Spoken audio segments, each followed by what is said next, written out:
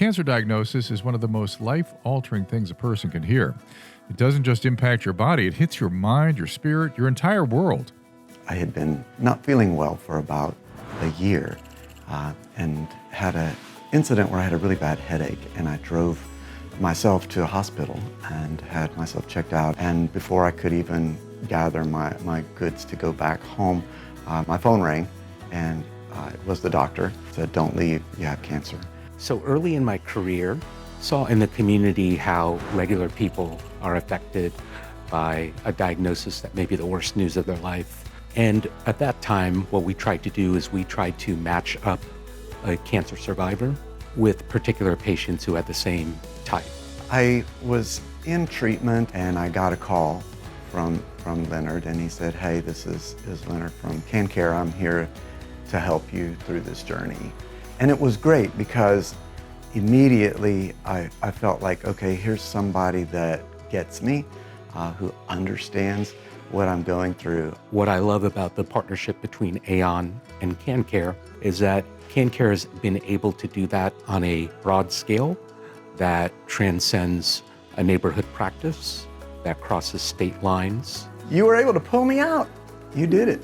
You pulled me out.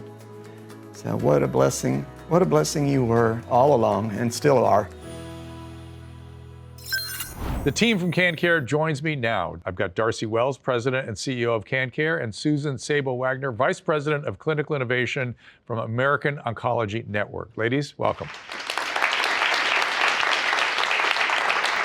Susan, nice to meet you.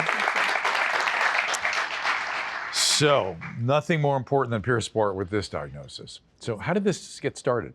Our founder was in her 40s when she was diagnosed with colon cancer, and she saw the women around her who just felt so helpless. And she said, "I'm going to do something about this." And so she created the organization 35 years ago. How old is she now? 97. Perfect. Yes, it's wonderful. And now I'm guessing there's a ton of technology now that you lean on to make these connections. It's amazing how times have changed from literally recipe cards that we used to use to match people. And now we have sophisticated technology and algorithms that help us match the right patient to the right survivor volunteer so that they can provide hope in their cancer. So people are similar life stories, similar age groups, similar diagnosis. That's right.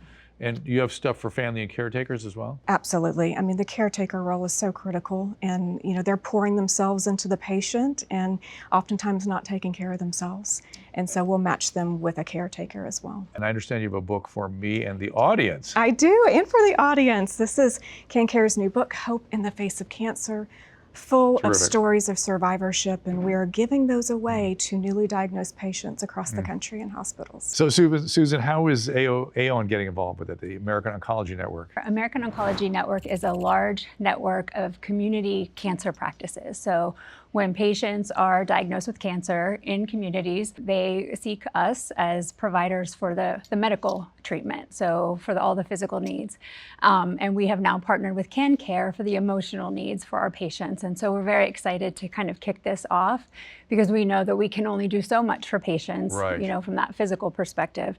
And so we know that Darcy's organization and what they're doing there is so important for our patients and for cancer patients all over. So the awareness must be high about what these guys are providing. Absolutely. What kind of feedback have you been getting? The people who get supported by us, get that survivor by their side, just tell us that it's like a breath of release, just that hope that they give. And what we're seeing is that, after their treatment, they're coming back and saying, "It helped me so much, I want to pay that forward." Got to be very satisfying. One of the things that happens when people have a major life event is they want to make sense of it or meaning of it. This is a great way to make it purposeful. Absolutely. I understand there's some intergenerational bridging going on too. Tell me about that. We not only support the patient, so say a 35-year-old mom comes to us and she's got young children and she's got aging parents that are now caregivers. We'll not only support her with emotional support, we'll support her spouse who's trying to keep it all together. We'll support the grandparents. Well, what would you say to viewers who are dealing with a recent cancer diagnosis? I would tell them they're not alone, that there is an organization out there who understands what they're going through, that they can have hope by reaching out, calling us, going to the website, and being matched with someone who's walked that path before them. Hope is powerful medicine. And there's a whole precision medicine piece where we're able to really understand each person's very specific diagnosis. Breast cancer isn't just breast cancer, lung cancer isn't just lung cancer. We can get a very specific idea of what your specific cancer is and treat it specific to you. I want to repeat that because in a way it's a genetic disorder, and each genetic blueprint or fingerprint is different from cancer to cancer, and each cancer will change across its treatment, and what's expressed on the cells and how the cells behave changes. It's a new world. Absolutely. New world. Thank you guys for doing this work. Appreciate it very much. Thank you. Thank you. Fantastic. So for more information, very simple, go to CanCare, CanCare.org, and we've got more ahead. Stay with us.